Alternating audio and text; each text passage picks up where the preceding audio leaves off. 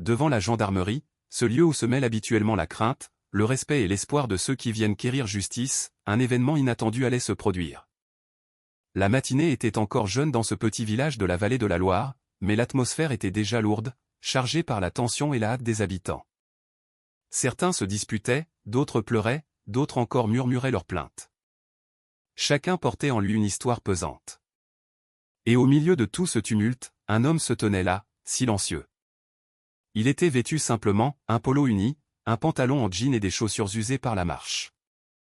Pas de garde du corps, pas d'équipe de tournage, pas d'entrée fracassante.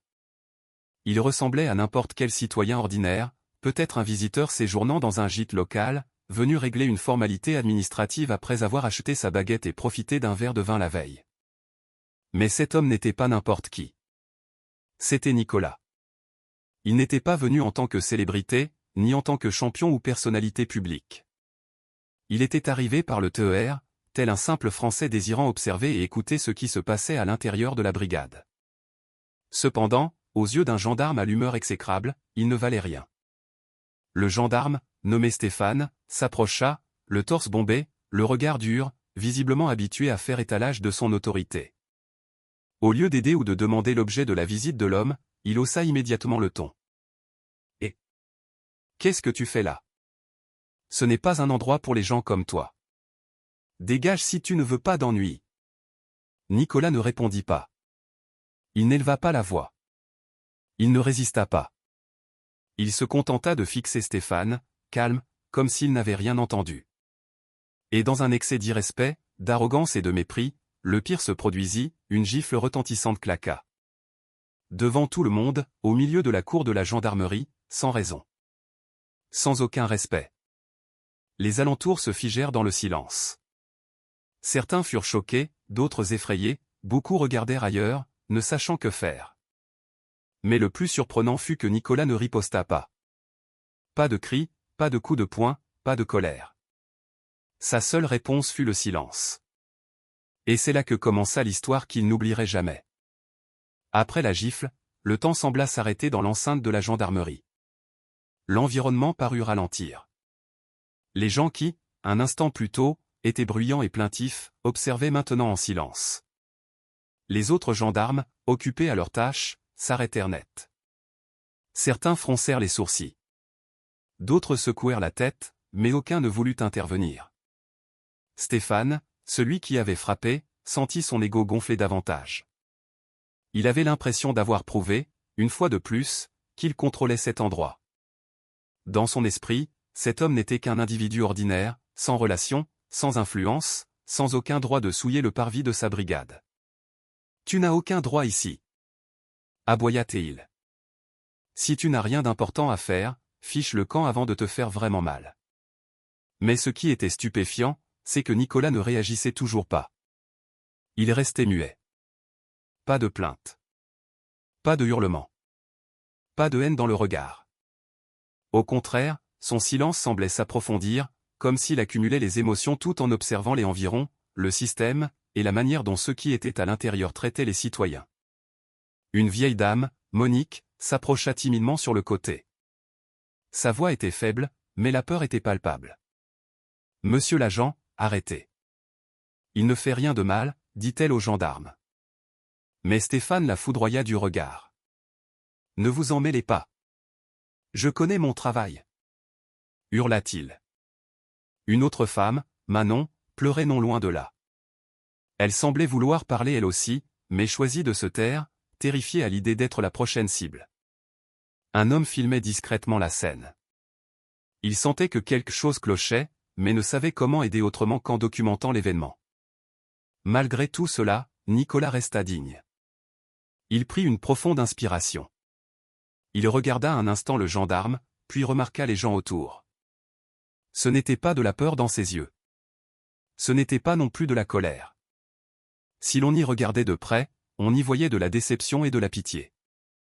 Pas pour lui-même, mais pour ce système censé protéger la population, mais qui avait appris à humilier et à blesser sans raison. Un autre gendarme s'approcha, un peu plus mesuré, plus respectueux. « Chef, peut-être qu'on peut régler ça calmement. Il a peut-être une raison d'être là. » Mais avant même qu'il ne puisse finir sa phrase, Stéphane leva la main. Ce n'est pas moi qui commande ici? Je ne vais pas me laisser humilier devant tout le monde par un type qui cherche à faire une scène. Les minutes de tension se prolongèrent. Nicolas restait debout, imperturbable. Tel un océan immense qui, même frappé par la tempête, demeure silencieux dans ses profondeurs. Ce que tout le monde ignorait, c'est qu'il ne passait pas par cette gendarmerie par hasard. Il avait une raison d'être là. Il avait une raison de garder le silence. Il avait une mission qui expliquait pourquoi il avait choisi de ne pas prendre de garde du corps, de ne pas faire de bruit et de ne pas décliner son identité. Il voulait voir la réalité nue, voir comment on traitait le citoyen lambda. Et maintenant, la réponse était claire comme de l'eau de roche. Quelques employés murmuraient entre eux. Il me dit quelque chose. J'ai l'impression de l'avoir déjà vu aux informations. Ce ne serait pas. Mais l'arrogance et les cris du gendarme abusif couvraient tout. Pars maintenant, cria de nouveau Stéphane en le bousculant. Tu n'es pas spécial ici. Tu n'as aucun pouvoir ici. Un sourire amer fut la seule réponse de Nicolas. Non pas pour montrer qu'il maîtrisait la situation, mais parce qu'il savait que tout vient à point à qui sait attendre. Et le moment approchait où cette gendarmerie, et surtout l'homme qui l'opprimait, verrait l'ampleur de leur erreur. Dans l'esprit des gens, les questions fusaient, qui est vraiment cet homme? Pourquoi ne semble-t-il pas ordinaire?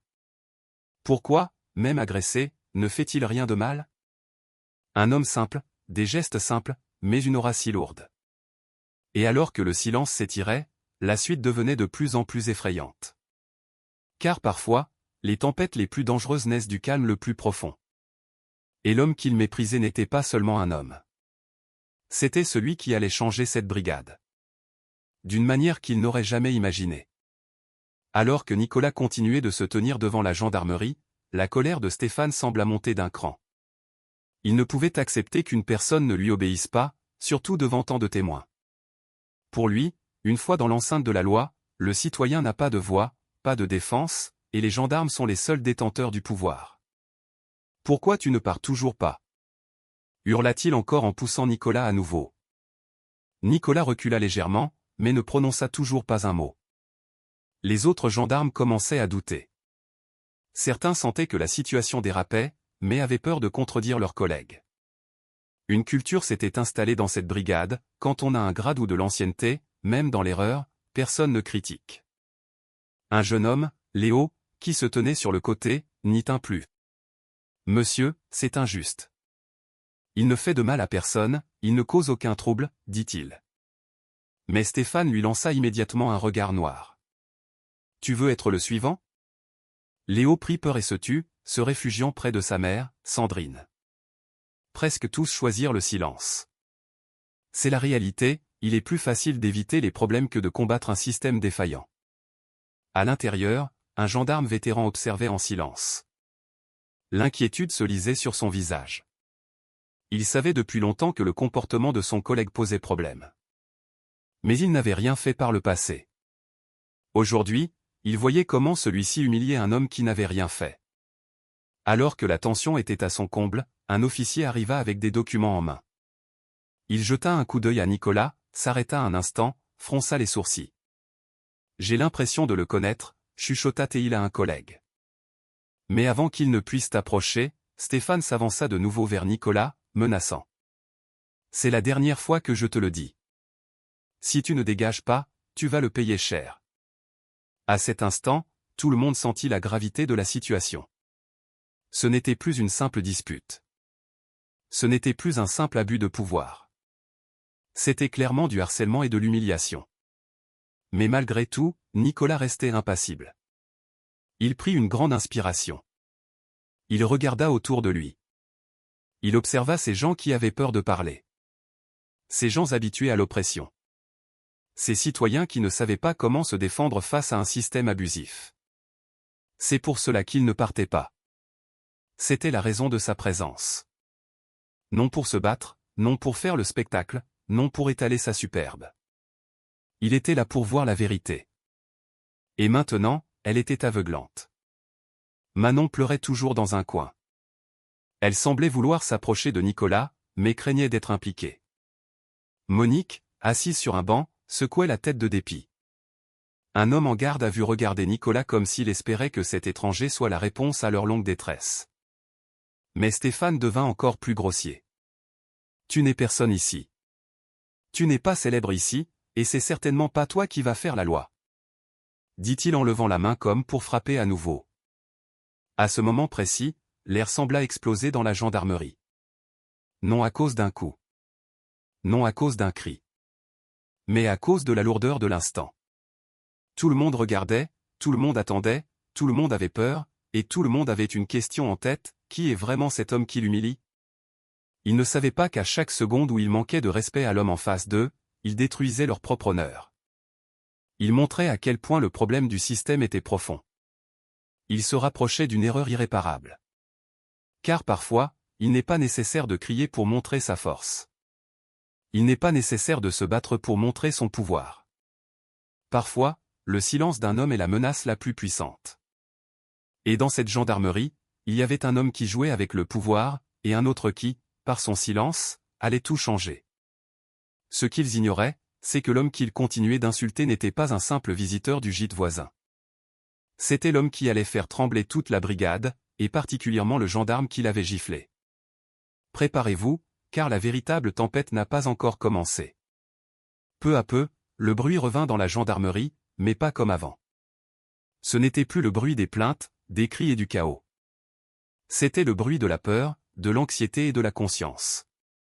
Comme si tout le monde s'était soudain réveillé face à la réalité d'une injustice flagrante. Mais était-il trop tard? Stéphane, bien qu'il sentît les regards peser sur lui, ne reculait toujours pas. Cependant, derrière son arrogance, ses mains tremblaient légèrement. Il sentait que quelque chose ne tournait pas rond. Qu'il y avait quelque chose d'extraordinaire chez l'homme en face de lui.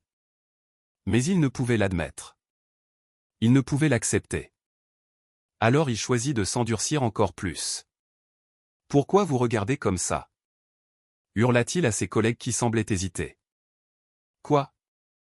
Personne ne fait rien ? Je suis le seul à avoir du cran ici ?» La gendarmerie resta silencieuse. Personne ne répondit. Certains gendarmes baissèrent la tête. D'autres firent semblant de continuer leur travail, mais il était évident qu'ils n'arrivaient pas à se concentrer. Il y avait des regards chargés de honte. Des yeux qui disaient « C'est mal, mais que pouvons-nous faire ?» Sur le côté, le petit Léo tenait la main de sa mère Sandrine. Il lui serra la main et dit doucement « Maman, j'ai l'impression de le connaître. » « C'est Nicolas, non ?» Sandrine cligna des yeux. Elle voulait répondre à son fils, mais elle avait peur de se tromper. Peur que son intuition soit juste. Car si c'était vrai, cela signifiait que la faute commise aujourd'hui était immense. Le gendarme vétéran n'y tint plus. Il s'avança légèrement, non pour se battre avec son collègue, mais pour essayer de le calmer. « Stéphane, ça suffit peut-être. C'est embarrassant. Il ne nous menace pas. Il ne fait pas de scandale.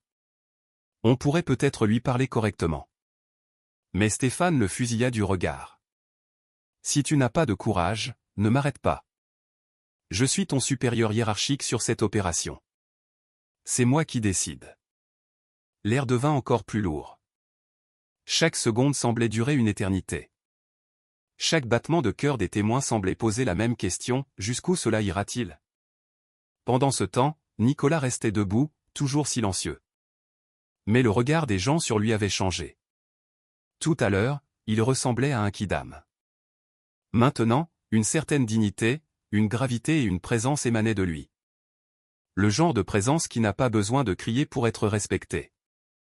Le genre de présence que l'on ressent comme importante, même sans connaître la personne. Un autre homme s'approcha du côté de Nicolas. Calme, poli, mais avec une pointe de crainte. « Monsieur, je suis désolé. Personne ne devrait être traité comme ça. J'espère que vous comprenez. Tous les gendarmes ici ne sont pas comme ça, dit-il presque en chuchotant. » Nicolas sourit légèrement. Ce n'était pas un sourire arrogant. Ce n'était pas un sourire hautain. C'était un sourire plein de compréhension. Comme s'il disait, « Je sais que vous n'êtes pas tous mauvais, mais nous devons voir la vérité en face. » Plus surprenant encore, des gens commencèrent à poser des questions. Des voix osèrent s'élever. Monsieur l'agent, ça suffit je crois. Il n'a rien fait. Vous exagérez. Peu à peu, ceux qui avaient peur trouvaient du courage. Ce n'étaient pas des cris, mais c'était suffisant pour commencer à ébranler la conscience de ceux qui étaient à l'intérieur. Mais Stéphane ne voulait pas perdre la face. « Taisez-vous tous !» cria-t-il. « Vous n'avez aucun droit d'interférer dans mon travail. » Pourtant, il sentait qu'il n'était plus aussi fort. Que son emprise sur la situation faiblissait. Comme du sable qui glisse entre les doigts, le contrôle qu'il pensait avoir lui échappait. Et Nicolas, pour la première fois, prit la parole. D'une voix douce, calme, mais percutante. « Je ne suis pas ici pour créer des problèmes. » Tout le monde se tourna vers lui.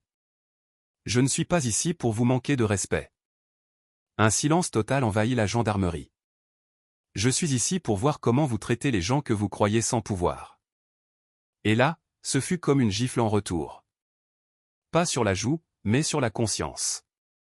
De tout ce présent, et surtout du gendarme qui l'avait frappé. Stéphane recula involontairement. Ce n'était plus seulement de la colère qu'il ressentait. Pour la première fois, il ressentit la peur. Non à cause d'un coup, non à cause d'un cri, mais parce qu'il sentait qu'il avait commis une erreur envers quelqu'un qui n'était pas n'importe qui. Et à ce moment-là, tout le monde attendait. Qui est vraiment cet homme? Et que se passera-t-il quand la vérité éclatera? Car parfois, le coup le plus puissant au monde ne vient pas d'un point, mais d'une vérité inattendue qui frappe la conscience. Et maintenant, cette vérité arrivait, elle était proche, et nul ne pourrait y échapper.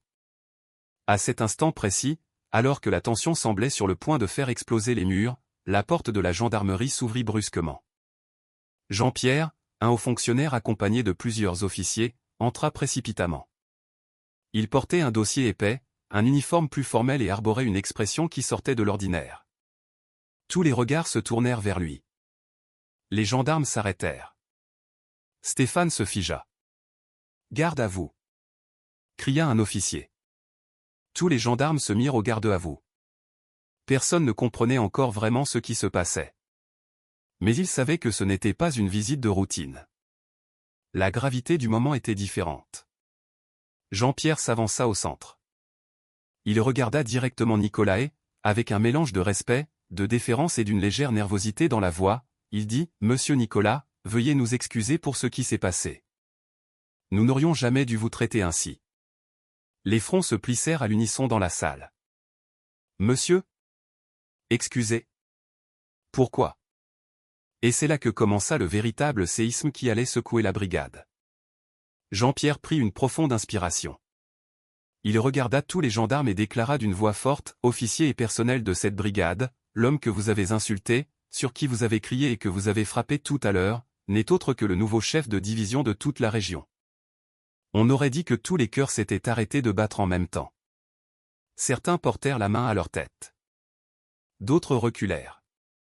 Tous regardèrent Nicolas, qu'ils ne voyaient plus désormais comme un homme ordinaire.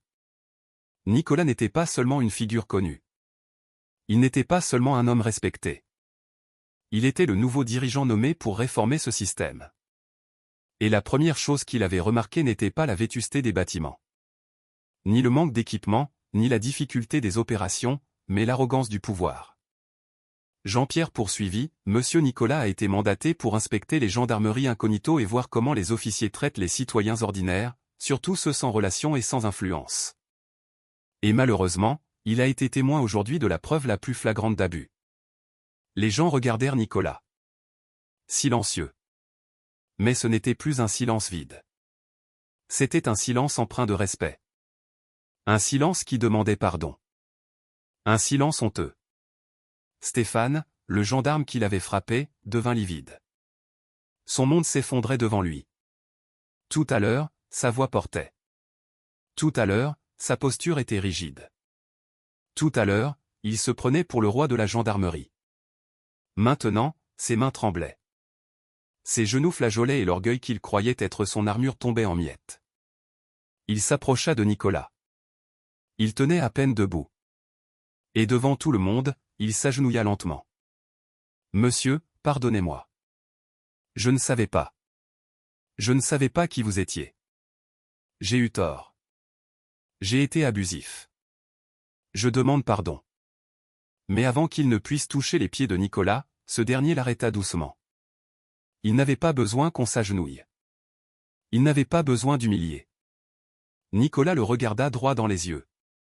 Sans colère, sans arrogance, clair, ferme et plein de sagesse.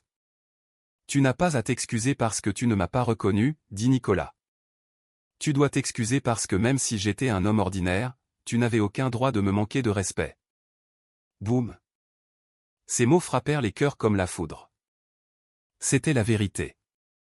On ne s'excuse pas parce que la personne est célèbre. On ne s'excuse pas parce que la personne est forte ou puissante. On s'excuse parce que l'acte était mauvais. Le plus surprenant, c'est qu'il ne cria pas. Il ne fit pas de reproches cinglants. Il ne se vanta pas. Au contraire, il montra la plus grande chose qui manquait dans cette gendarmerie, de l'humanité. Des gendarmes pleurèrent, des civils sourirent, des gens ressentirent soudain de l'espoir. Car l'homme qui aurait pu se venger, qui aurait pu utiliser son pouvoir, qui aurait pu rendre les coups, avait choisi le respect, la justice et l'humilité. Et là, ils eurent la preuve qu'un leader n'a pas besoin d'une main qui frappe. Le vrai pouvoir n'a pas besoin de cris. Il a juste besoin de cœur et d'honneur. Mais ce n'était que le début.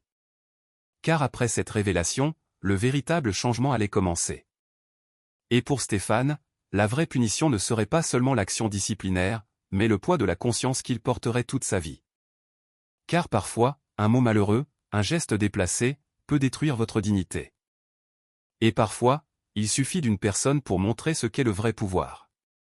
Après cette révélation choquante, tout le monde recommença doucement à respirer dans la gendarmerie. Certains se sentirent soulagés d'un poids immense. Mais pour d'autres, c'était là que le véritable poids s'installait sur la poitrine. Le silence qui enveloppait maintenant les lieux n'était plus celui de la peur, mais celui de la prise de conscience de l'énormité de la faute commise. Jean-Pierre commença à sortir des papiers. Il énuméra une à une les plaintes contre cette brigade. Abus, intimidation, traitement injuste des civils et mauvais usage de l'autorité. Tous écoutaient avec honte. Il ne pouvait nier la vérité, car il savait que cela durait depuis longtemps. Mais c'était la première fois que quelqu'un avait le courage de s'y opposer. Pendant ce temps, Nicolas s'approcha des civils présents. Il ne les regardait pas comme des témoins, mais comme des gens qui attendaient justice depuis trop longtemps. « Je suis désolé que vous ayez eu à subir de telles choses, dit-il calmement. Mais je vous remercie pour votre silence. Il a permis de bien voir le problème. Je ne vais pas ignorer cela. À partir d'aujourd'hui, vous ne serez plus traité n'importe comment. » Manon éclata en sanglots. Elle était victime depuis longtemps des excès de cette gendarmerie, mais n'avait jamais rien pu faire d'autre que se taire. Aujourd'hui, elle voyait de l'espoir. Une voix ferme disait que cela ne se reproduirait plus. Les gendarmes, eux, restaient figés. Certains baissaient les yeux. D'autres semblaient vouloir disparaître de honte. Mais surtout, ils étaient tous réveillés. Fini l'arrogance. Fini le faux courage. Il ne restait que le doute envers soi-même. Et cette question, suis-je digne de cet uniforme? Nicolas regarda de nouveau Stéphane. Il n'y avait plus de colère, mais de la détermination. Je ne vais pas t'humilier devant eux, dit-il. Mais cela ne veut pas dire que tu n'as pas de compte à rendre. Jean-Pierre hocha la tête. À partir de maintenant, tu seras sous enquête et en formation. Tu ne seras pas renvoyé du service immédiatement, mais nous verrons si tu es encore digne de servir. Car ta faute est lourde. Mais notre responsabilité de redresser est plus lourde que celle de simplement te jeter dehors. Tout le monde fut surpris. Il s'attendait à une punition immédiate.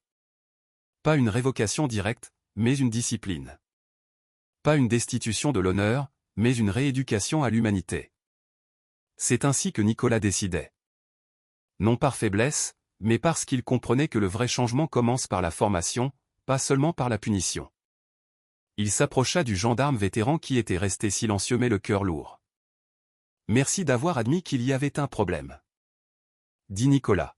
« À partir d'aujourd'hui, j'ai besoin de gendarmes non seulement capables de porter une arme, mais capables de porter un cœur. » Le vétéran eut les larmes aux yeux. Pendant des années, il avait vu le système dérailler sans rien faire. Aujourd'hui, il avait une chance de se racheter.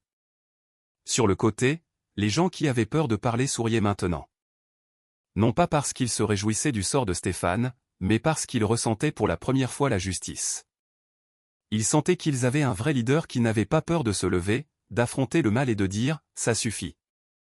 Avant que le moment ne prenne fin, Nicolas fit face à l'assemblée. « Je ne suis pas venu ici pour jouer au héros », dit-il doucement. « Je suis ici parce que j'en ai assez de cette culture où la force est utilisée pour intimider et non pour servir. Ce n'est pas seulement à propos de moi. Ce n'est pas seulement à propos de ce gendarme. C'est à propos de tous les Français qui méritent le respect, qu'ils aient ou non un poste, de l'argent ou un nom. » Il se tint droit. « À partir d'aujourd'hui, nous commençons le changement qui aurait dû avoir lieu depuis longtemps. Et je veux que vous sachiez que je ne suis pas ici comme un poing qui blesse, mais comme une main qui aide à redresser. » Des applaudissements éclatèrent. Pas une, ni deux personnes, mais toute la gendarmerie et les civils présents manifestèrent leur respect. Non par peur, mais parce qu'enfin, ils avaient un chef capable d'être courageux sans arrogance et puissant sans violence. Et Stéphane, le gendarme qui l'avait frappé, n'oublierait jamais ce jour. Non parce qu'il avait été humilié, mais parce qu'il avait appris la véritable signification du pouvoir, de la discipline et de la dignité.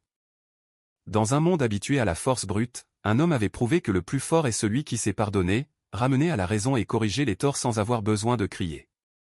Lorsque l'événement prit fin, le monde sembla s'être arrêté dans la gendarmerie. Calme, sans bruit, personne ne bougeait. L'ancien gendarme féroce, arrogant et abusif était tête basse, tremblant et plein de honte. Non seulement parce qu'il savait que Nicolas était le nouveau chef, ni par simple peur, mais à cause du poids de la vérité, il n'avait le droit de mépriser personne, surtout quelqu'un qui n'avait rien fait de mal. Nicolas prit une grande inspiration. Pas de cris, pas de mots de colère, pas de vengeance. Il ne portait que sa dignité, son silence et un regard qui agissait comme un miroir pour la conscience du gendarme. Un regard qui disait « Ce n'est pas moi que tu affrontes, mais ta propre conscience ». Au fond de lui, Stéphane revoyait toutes les scènes de ses agissements passés. Les cris sur les personnes âgées, le mépris des plus démunis, l'abus de pouvoir. Il sentait maintenant à quel point il était petit, non en tant qu'officier de la loi, mais en tant qu'humain. Au lieu de le punir sur le champ, Nicolas s'approcha. Silencieux, calme, chaque pas pesant son poids. Il ne leva pas la main. Il ne leva pas la voix. Au lieu de cela, il dit doucement, l'uniforme n'est pas une mesure de la force. L'arme n'est pas une mesure du courage. Et le poste n'est pas une mesure du pouvoir. La véritable mesure d'un homme est le respect qu'il porte à autrui. Ses collègues gendarmes retinrent leurs larmes car ils savaient qu'il avait raison. Ils savaient que dans leur travail quotidien, il y avait des moments où ils oubliaient qu'ils avaient affaire à des êtres humains. Mais aujourd'hui, Nicolas leur montrait en face que peu importe la hauteur de votre rang, vous tomberez si vous ne savez pas être humble. Alors, devant tous, Stéphane s'agenouilla de lui-même. Non par peur, mais pour demander le pardon. Pas seulement à Nicolas, mais à la communauté qu'il était censé servir. Il s'assit, la poitrine lourde, la voix tremblante, pleurant en disant « Pardon, je ne savais pas. Je croyais. Je croyais que je pouvais manquer de respect à n'importe qui. Mais j'avais tort. » Et c'est là que l'on vit la vraie force de Nicolas. Pas dans la frappe, pas dans la vitesse, pas dans la gloire personnelle, mais dans sa capacité à pardonner même à celui qui l'avait profondément blessé. Il se pencha, tendit la main à Stéphane et l'aida doucement à se relever. Sans arrogance, sans insulte, sans reproche. « Si tu es vraiment un homme, lui dit-il, prouve-le par tes actes. À partir d'aujourd'hui, sers avec cœur. » Et c'est ainsi que le respect commença à revenir envers la gendarmerie. Non parce qu'ils avaient un nouveau chef, mais parce qu'ils avaient un leader qui n'avait pas besoin de crier pour être entendu, pas besoin de force pour être obéi, et pas besoin de peur pour être respecté. Ce dont il avait besoin, c'était de caractère. À partir de ce jour, Stéphane changea. Pas du jour au lendemain, mais le processus avait commencé. Il acquit de la discipline, de la compassion et du respect. Il oublia l'arrogance et la remplaça par le véritable service public. Tous ceux qui le voyaient désormais disaient qu'il était le gendarme qui avait appris la leçon la plus importante de la vie. Et pour tous ceux qui observent cette histoire, c'est le récit qu'il faut retenir. Dans le monde d'aujourd'hui, Il est si facile d'être grossier, si facile de rabaisser les gens, si facile de se vanter. Mais la mesure la plus difficile et la plus vraie de la force est le choix de l'humilité. Vous n'avez pas besoin d'être célèbre pour être bon. Vous n'avez pas besoin d'être riche pour être honorable. Vous n'avez pas besoin d'être puissant pour être juste. Parfois, le vrai héros est celui qui sait être bon même quand personne ne regarde, et qui sait rester humain même quand il a le pouvoir de détruire. À la fin de cette histoire, 2 questions demeurent. Si vous étiez à la place de Stéphane, que feriez-vous face à plus faible que vous? Les mépriseriez-vous ou vous réformeriez-vous? Et si vous étiez à la place de Nicolas, avec la capacité de vous venger, choisiriez-vous de blesser ou choisiriez-vous le respect et le pardon? C'est cela, la vraie force. Non pas l'intimidation, mais l'humanité. Non pas l'orgueil, mais le cœur.